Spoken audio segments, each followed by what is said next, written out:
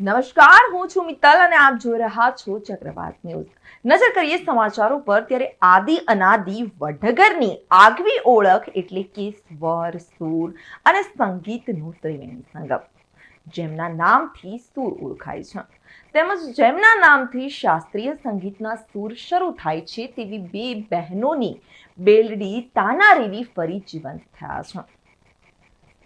સદીઓ વીતી ગયા પછી આજે ફરી તાનારીરી આપણી વચ્ચે પોતાની હયાતીની હાજરી પુરાવી રહ્યા હોય તેવા તાદ્રશ્ય નિરૂપણ સાથે ઘણા વર્ષો બાદ ઐતિહાસિક ફિલ્મનું નિર્માણ થયું છે, જેનું નામ છે તાનારીરી। ગુજરાતી ફિલ્મ દર્શકો પહેલાથી જ ફિલ્મોમાં ઇતિહાસની અમર કથાઓ અને ગૌરવ કથાઓને રજૂ કરતી ફિલ્મો નિર્માણ થતી હતી અને ત્યારબાદ વર્ષો પછી પહેલી વખત તાનારીરી ફિલ્મના માધ્યમથી વડનગરના ઇતિહાસને દર્શાવતી ફિલ્મ બની છે। વિસરાયેલો વારસો ફરી તાજો થયો। તાનારીરી પોતાના સ્વર, સૂર અને સંગીતના સથવારે ઈશ્વરીય આરાધના કરાવવા જાણે કે ફરી સજીવન થઈ ગઈ હોય તેવું અદ્ભુત અને અદ્વિતીય ફિલ્માંકન કરવામાં આવ્યો છે। ગુજરાતી ફિલ્મોના જાણીતા દિગ્દર્શક અને લેખક કેશવ રાઠોડ દ્વારા લિખિત એક નાનકડા વિચારને અમલમાં મૂકી ઐતિહાસિક પ્રસંગોને સજીવન કરી વાસ્તવિક વારસાનું જતન કરવાના પ્રયાસ કરતા પ્રસિદ્ધ કેમેરામેન અને દિગ્દર્શક મનુભા ઝાલા તેમજ વડનગરની આ ગૌરવ ગાથાના ગુણગાન ગાતી અને વિલુપ્ત થયેલી તાનારીરીની કહાનીને જન જન સુધી પહોંચાડવાના ઉદ્દેશ્યના હેતુથી ધ્રુવ હિરપરા દ્વારા નિર્મિત આ ફિલ્મ દરેક ગુજરાતીઓએ અવશ્ય જોવી જ રહી। ત્યારે ઐતિહાસિક વડનગરના આંગણેથી સમગ્ર ગુજરાતના તમામ થિયેટર્સના રૂપેરી પડદે તાનારીરી ફિલ્મ રજૂ થઈ હતી। ખૂબ ખૂબ અભિનંદન મારા મીડિયા કર્મીઓને। મને જણાવતા ખૂબ આનંદ થાય છે કે મારી પ્રથમ ફિલ્મ એટલે કે તાનારીરી અને મનુભા ઝાલાએ મને આ પ્રથમવાર પણ પહેલો જ મોકો આપણી ઐતિહાસિક મૂવીમાં સ્થાન આપ્યું, તે બદલ મનુભા ઝાલા તેમજ આપણા કેશવ દાદા જેમનો ખૂબ ખૂબ હું આભાર માનું છું કે એમને આવી ઐતિહાસિક મૂવીને સજીવ કરવાનો જે પ્રયાસ કરે છે બહુ આદરણીય છે। ખૂબ ખૂબ અભિનંદન મારા કેશુ દાદાને। તેમજ I would like to thank my all artist friends and director, producers and all team.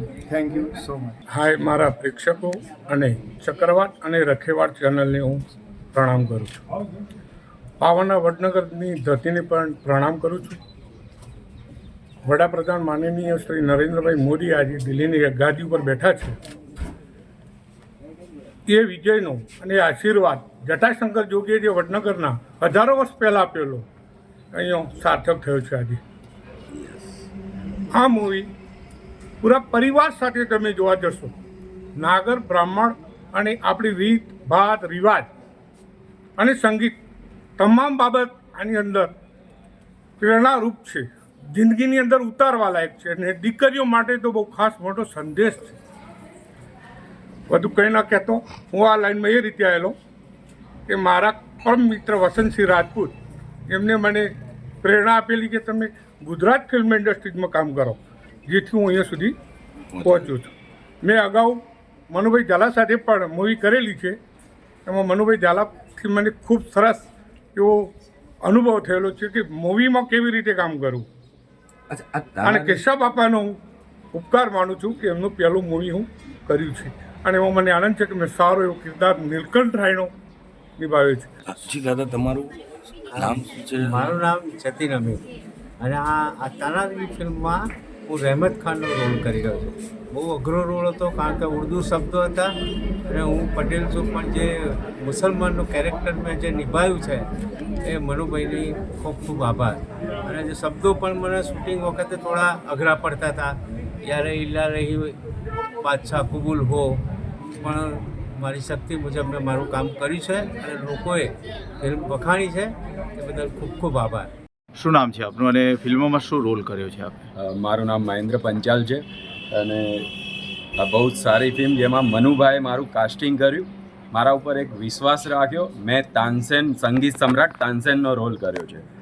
બહુ ટફ રોલ હતો અને અચાનક આવું કાસ્ટિંગ, પણ જ્યારે મારા ઉપર વિશ્વાસ નહીં, પણ જ્યારે પબ્લિકે જોયું ને પબ્લિકે કહ્યું કે બેસ્ટ કામ કર્યું છે, તો મને ખૂબ જ આનંદ થયો અને મનુભાઈએ જે મારા ઉપર વિશ્વાસ મૂક્યો કે તાનસેનનો રોલ, આટલો મોટો રોલ, મારી લાઈફમાં મેં ઘણા ફિલ્મ કર્યા પણ મારો બેસ્ટ રોલ એટલે તાનસેન, સંગીત સમ્રાટ તાનસેનનો role, Tanariri film. Thank you sir. આ ફિલ્મ કરીને તમને કેવી અનુભૂતિ થઈ રહી છે? સર બહુ જ સારું લાગી રહ્યું છે. ઘણી બધી ફિલ્મો કર્યા પછી આ પ્રકારનો એક ચેલેન્જિંગ રોલ તાનસેનનો જે મેં કર્યો છે ખૂબ જ સરસ લાગી રહ્યું છે. શું નામ છે દાદા આપનું? નામ છે ધર્મેશ ત્રિવેદી. જય હાડકેશ. જય હાથ. જોઈ લીધું બધાએ જટાશંકર જોશીનું જે કેરેક્ટર નિભાવ્યું મેં. આમ તો છેલ્લા લગભગ 30 વર્ષથી ઇન્ડસ્ટ્રીમાં કામ કરું છું, પણ આમાં જે તાનારીરી ફિલ્મમાં જે મને મારો મનગમતો રોલ મળ્યો, મતલબ મનુભાઈ ખબર કે હું કર્મકાંડી બ્રાહ્મણ છું, બધાને ખબર છે કે છેલ્લે મેં જે શ્રાપ આપ્યો અને એ જતા રહ્યા વડનગરમાં મોદી સાહેબ રાજગાદી નિભાવે. અસ્તુ. શું શ્રાપ આપ્યો હતો આપે? બસ એ જ કે એક દિવસ આખી દુનિયા ઉથલ પાથલ થઈ જશે ને એક દિવસ આ વડનગરનો સપૂત આ દિલ્હીની ગાદી પર રાજ કરશે. એ વર્ષો પહેલાં જે અમારા જટાશંકર બાપાએ ગોળ એમણે જે શ્રાપ આપ્યો હતો એ જ શ્રાપ મેં કેરેક્ટર એમનું કરી અને આ પિક્ચરમાં આપ્યો છે અને લગભગ સાચું જ પડ્યું છે. કેવું લાગ્યું આ કેરેક્ટર? અરે જોરદાર જોરદાર. ફિલ્મ બાબતે આ ફિલ્મો જો તમે આ તાનારીની ફિલ્મ કેવી છે કે તમે ફિલ્મની દ્રષ્ટિએ જોવા જાઓ તેમ થાય કે આ મજા નહીં આવે, પણ જો કાયદેસર તમે એને ફિલ્મ એક તાનારીરી છે શું એ જોવા જવું છે. અને તાનારીરી તમને ખબર નથી કે તાનારીરી મતલબ પિક્ચરો આવી ગઈ પેલા ધમાધમી એવું બધું નથી આમાં, પણ જો એક કાયદેસર મગજ બંધ કરી અને જોશો તો મજા આવશે કે તમે ઊભા નહીં થઈ શકો એવી છે આ તાનારીરી. એટલે પ્લીઝ બધા જોજો. તાનારીરી આમ કરીને જતા ના રહેશા, નહીં તો નોલેજ નહીં રહે મગજમાં કે તાનારીરી શું હતું અને મ્યુઝિક કોને કહેવાય. કારણ કે આખો વરસાદે આવ્યો અને અમારા તાનસેનના અગ્નિ ઉત્પન્ન થઈ અને એ જ અગ્નિઓ તાનારીરી બે દીકરીઓએ આખો મેઘ મલ્હાર રાગ ગઈ અને એમની અગ્નિ શાંત કરી. એ મંદિર છે હજી તાનારીરીમાં, એટલે જોઈ આવજો અને દર્શન પણ કરી આવજો. જય હાડકેશ. દરેક મીડિયા કર્મીઓને મારા નમસ્કાર. કેટલીક ફિલ્મો એવી હોય છે કે જેમાં સ્ક્રિપ્ટ જ હીરો હોય છે, એમાંની એક આ ફિલ્મ છે. અને જેણે લખી છે એ આ લાઈનના દિગ્ગજ છે કેશવ રાઠોડ. એમણે અનેક ફિલ્મો બનાવી છે, ડિરેક્ટર તરીકે, લેખક તરીકે ઘણી ફિલ્મો કરી છે. અને આ સબ્જેક્ટ એક એવો સબ્જેક્ટ છે કે એના ઉપર ફિલ્મ બનાવવી એક સાહસનું કામ છે. સામાન્ય માણસ આ કરી જ ન શકે. અને એ કામ, એ બીડું મનુભાઈ ઝાલાએ ઉપાડ્યું.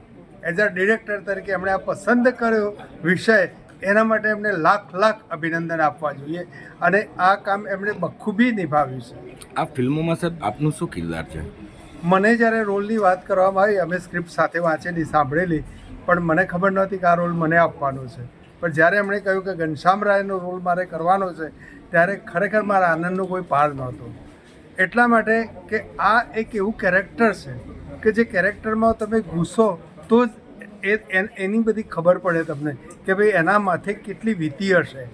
અને મને એવો અનુભવ છે જ્યારે અમે શૂટિંગ કરતા હતા અને જે ઇમોશનલ સીન આવતા હતા એ વખતે હું જાતે એવું ફીલ કરતો હતો કે હું પોતે ઘનશ્યામ રાય છું. અને એ વખતે મારે કોઈ આંખમાં ગ્લિસરીન નાખવાની જરૂર નહોતી પડી. મેં રિયલમાં એવું અનુભવ્યું કે મારી દીકરી મરી ગઈ છે, તો એ વખતે બાપની હાલત શું થાય. અને જે હિરોઈનો જે રોલ કરતી હતી ને, એ પણ અમે શોર્ટ પૂરો થયો ને ત્યારે છોકરીઓએ કહ્યું કે અમને એવું ફીલ થયું કે જાણે અમે ખરેખર મરી ગયા છે, એ તમારા રડવાને કારણે. એટલે હું ખૂબ ગૌરવની લાગણી અનુભવું છું કે આ રોલ માટે મને પસંદ કર્યો અને રોલમાં પૂરેપૂરું 100% મારો આપવા માટેનો મેં પ્રયત્ન કર્યો છે. અને એથી વિશેષ જો સૌથી વધારે અભિનંદન આપવા હોય તો આ ફિલ્મના ડિરેક્ટર શ્રી મનુભાઈ ઝાલાને આપવા જોઈએ, કારણ કે he is the captain of the ship. અને આ આખું શિપ એમણે બહુ સફળતાપૂર્વક કિનારે લઈ ગયા છે. એના માટે લાખ ધન્યવાદ. મને લાગે છે કે ઓડિયન્સને પણ આ ફિલ્મ ખૂબ ગમશે. રિપોર્ટર વસીમ મંસૂરી સાથે ચક્રવાત ન્યૂઝ વડનગર.